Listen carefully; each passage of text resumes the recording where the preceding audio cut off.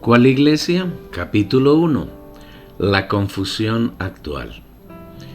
Caminando por cualquier barrio o alguna calle de una gran ciudad, de una ciudad mediana y asimismo de un pueblo pequeño, e incluso en una vereda de la campiña, se encuentra uno al paso con una cantidad de inmuebles, con un aviso en su frontal que identifica a una iglesia. Esta es la variedad que en ocasiones ese tipo de establecimientos compiten en número con los establecimientos de comercio y superan a algunas especies.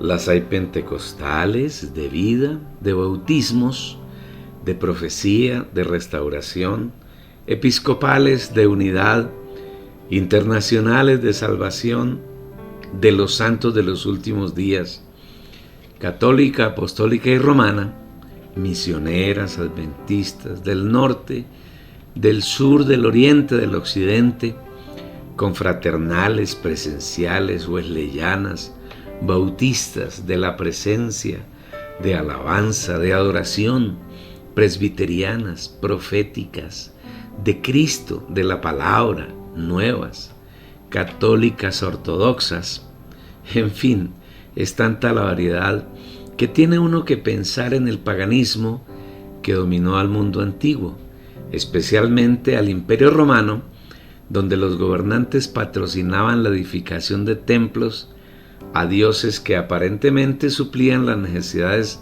de los súbditos del imperio, y había un dios para cada necesidad, para cada creencia y para cada actividad. Así las cosas, los habitantes del Imperio Romano tenían a la mano dioses favoritos en la cantidad que la población deseara. Aunque esta realidad pertenece al pasado en la historia, las personas no se dan cuenta que ese paganismo ha sobrevivido a lo largo de los siglos y la adoración del pasado, por supuesto idolátrica, se ha mantenido a lo largo de las eras y en el mundo moderno y contemporáneo se mantiene impertérrita, solo que ha cambiado de nombre. Hoy no se llaman dioses, sino santos, santas, vírgenes, beatos y beatas. Y es así que la Iglesia Católica Romana y la Iglesia Católica Ortodoxa Oriental tomaron todos los dioses de las mitologías antiguas y les pusieron el nombre de santos y o de vírgenes. En consecuencia, los católicos tienen santos y vírgenes para cada una de las enfermedades y necesidades, para la fortuna, para la buena suerte, para los viajes en barco, en avión o en automotor, para los niños y en general para cuanta actividad y pensamiento se le ocurre al ser humano. ¿Qué decir de la Iglesia anglicana que domina y asciende sobre la realeza inglesa y sobre prácticamente la totalidad de los súbditos de ese reino? O de la Iglesia Católica Ortodoxa de Oriente, que es una rama del catolicismo romano occidental en la que han cambiado algunos rasgos, especialmente de liderazgo, ya que no aceptan al Papa como su cabeza, sino que lo reemplazan con unos líderes que llaman patriarcas. Las demás de sus prácticas son similares a las de la Iglesia Católica Romana.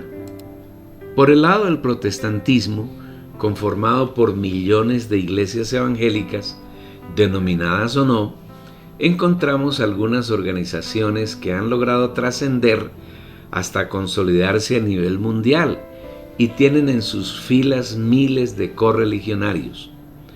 Otras son de nivel regional, unas más son nacionales y las más pequeñas son locales, y en algunas ocasiones una única iglesia anclada en algún barrio de una ciudad o de una pequeña población. Las iglesias protestantes no adoran santos en forma de estatuas ni de estampas, pero tienen especialidades y prácticas que los identifican y las hace singulares respecto a las demás. Y como característica común, un líder de talla local, nacional, regional o mundial. Ese líder es el centro de su vida y a él le tributan el más profundo respeto y de manera inconsciente le rinden adoración. Los feligreses hacen exactamente lo que el líder les indique y creen con fe, siguen sus palabras y acatan sus ordenanzas sin reticencia alguna.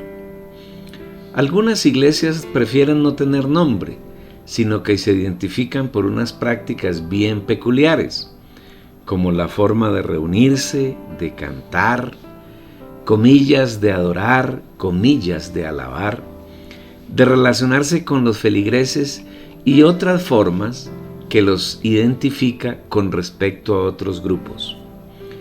Una característica que es común entre todo ese sinnúmero de iglesias es que cada una reclama ser auténtica, afirma que fue fundada por el Señor Jesús, que es la iglesia que Dios aprueba y acepta, y los congregados creen firmemente que su iglesia es la única genuina, que Dios en su sabiduría lo puso allí, y a veces de manera inconsciente está convencido que los demás grupos son heréticos, están llenos de errores, y nunca aceptaría reunirse con los feligreses de un grupo distinto al suyo.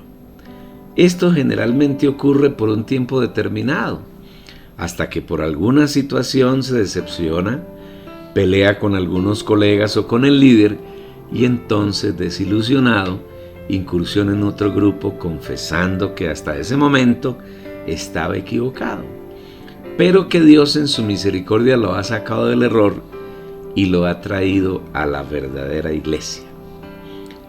En esta gama variopinta de las llamadas iglesias cristianas existen verdaderas potencias mundiales, como es el caso de la Iglesia Católica en sus dos ramas, que considera tener más de 1.500 millones de adeptos y un enorme poder político y económico en los países donde está sentada.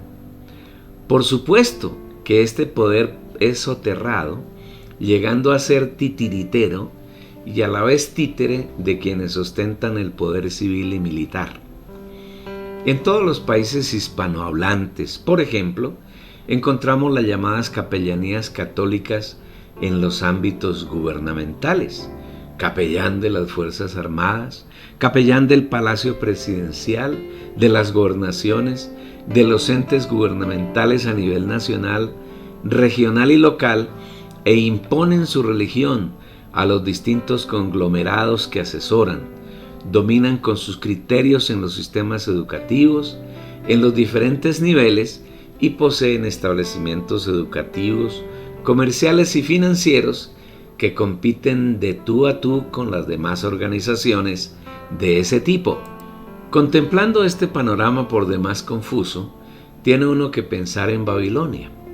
De acuerdo con la Biblia y según el relato de Génesis, Dios siempre deseó vivir en comunión con su criatura más elevada, es decir, con el hombre, pero este, lleno de rebeldía, decidió hacer a un lado a su creador y trató de igualarse a él, haciendo una torre que llegara hasta el cielo. Dios entonces vino y confundió sus lenguas, de tal manera que ninguno entendía lo que le hablaba a su prójimo, y así se vieron obligados a desistir de la empresa de llegar hasta el cielo y hacerse iguales a Dios.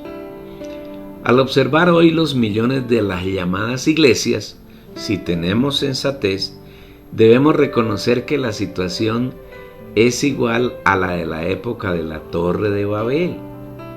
En cada, entre comillas, iglesia, sus componentes tienen como meta, comillas, hacer la voluntad de Dios y obrar según su mandato, y vivir según su deseo y agradarlo.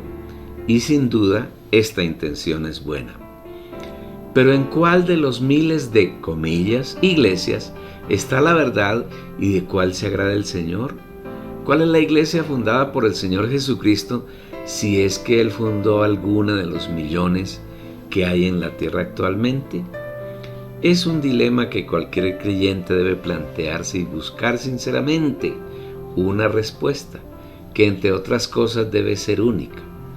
Si Dios es uno y único, la iglesia tiene que ser una y única. Así lo manifiesta la Biblia, no hay alternativa. Enfatizamos que Dios es uno y único, y asimismo la iglesia, que es su cuerpo, es una y única. Pero ¿cuál de tantas es? La iglesia desde dos puntos de vista.